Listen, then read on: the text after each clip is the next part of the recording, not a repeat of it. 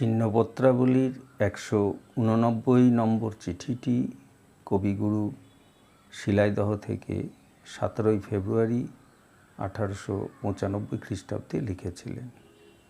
সেটি এখন পাঠ করছি।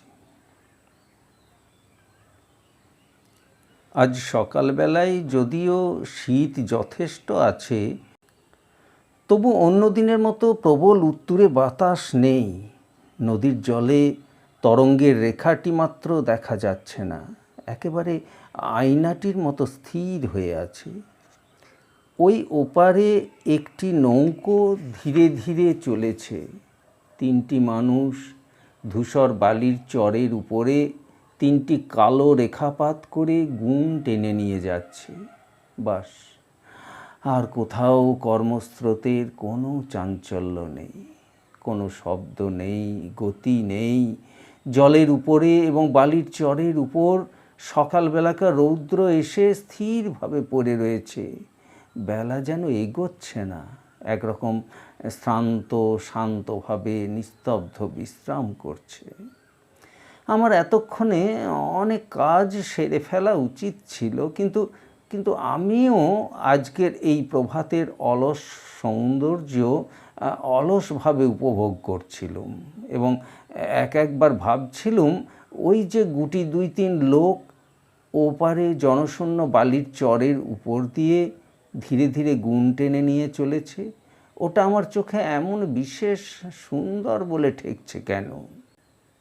যারা টানছে তারা পেটের দায়ে রীতিমতো কাজ করছে। আমার চোখে যে তারা একটি শান্তি এবং সন্তোষের ছবি এঁকে দিয়ে যাচ্ছে, তাদের মনে ঠিক সেই শান্তি, সন্তোষ এবং সৌন্দর্যটুকু নেই। যাই হোক, এ সমস্ত চিন্তার কোনো মীমাংসা হোক বা না হোক, সেই জন্যে আমার কোনো মাথা ব্যথা ছিল না। প্রভাতের এই সর্বব্যাপী নিস্তব্ধতার একটি প্রান্তভাগে ওই ধীর গতিতে গুণ টানা যেমন একটুখানি ভঙ্গ, তেমনি আমার মনেরও শান্ত উপভোগের একটি দূর তীরভাগে ওই একটুখানি মৃদু অলস চিন্তা একটু ভঙ্গ মাত্র। তাতে শান্তিটিকে ঈষৎ বৈচিত্র্য দান করছে। আজকাল প্রতিদিন সাধনা লেখার চিন্তায় মনটিকে সেরকম নিশ্চেষ্ট করে তুলে সর্বতোভাবে এই প্রকাণ্ড প্রকৃতির মুখোমুখি করে দাঁড় করাবার অবসর পায়নি।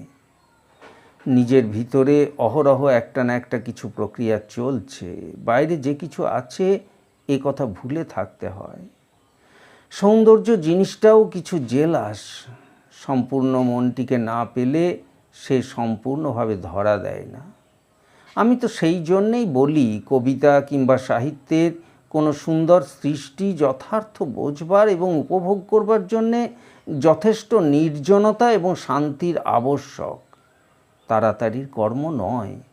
দুটো কাজের মাঝখানকার অল্প অবসরের মধ্যে তাকে চট করে একটুখানি চেখে নেবার জো নেই। সেই জন্যেই এত অল্প লোকের যথার্থ কবিতা ভালো লাগে।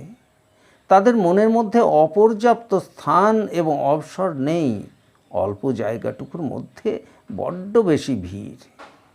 মফস্বলে না এলে কলকাতায় কোনো কবিতার বই খুলতে আমার ভয় হয়।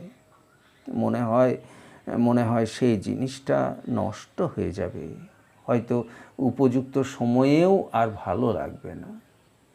কলকাতায় কবিতার মতো জিনিস বড় সংকুচিত হয়ে যায়, সেখানে তাকে বড় সামান্য মনে হয়।